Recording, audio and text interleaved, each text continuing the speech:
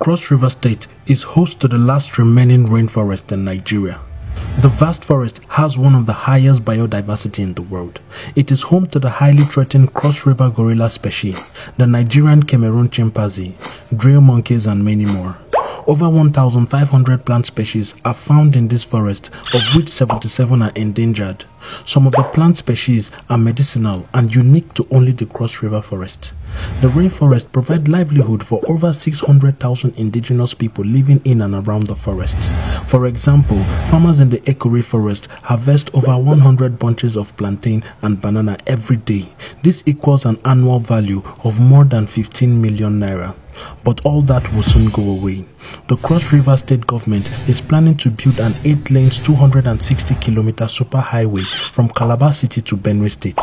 The planned road will start from the yet-to-be-built deep-sea port in Calabar and go all the way to Benue State, cutting through protected forest areas within and outside the national park. Some of the forest reserve that will be affected include Cross River South Forest, Ukpon River Forest, Afi River Forest. The government has also revoked the rights of occupancy within a 20-kilometer wide corridor along the superhighway route. This means that about 185 plus communities within the affected corridor are subject to displacement and loss of access to their land. According to the map of the superhighway route released by the Cross River State government, the total area seized by virtue of the road construction amounts to about 25% of the state's total area. That means if you divide Cross River State in 4 equal parts, the government is taking one whole part to itself. This is about 4 times the size of Lagos or 5 times the size of London, all to build a superhighway that ends up in a small village town in Benue State. So, here is the problem. According to the Nigerian law, an environmental impact assessment EIA is meant to be carried out alongside public consultation before such a major construction project kicks off. But as at the time of making this video, there has been no public record of any EIA for the superhighway. The Nigerian law also requires a federal permit to clear more than 50 hectares of forest. Such a huge project also requires the public bidding process before the commencement of the project, but none have taken place.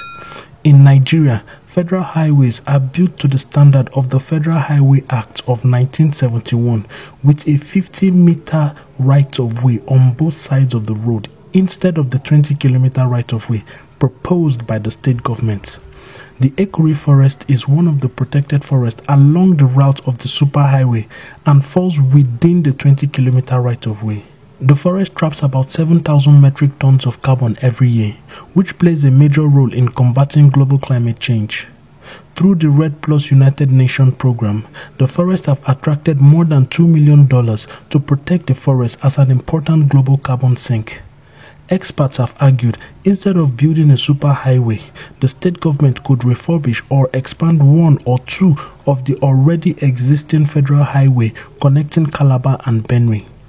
This will cost far less money and serve more towns and villages than the proposed superhighway, while the remaining money could be directed to other important sectors of the economy like education, healthcare, paying salary arrears of civil servants, building factories, or investing in tourism, which has the potential of creating jobs and wealth for the people of Cross River.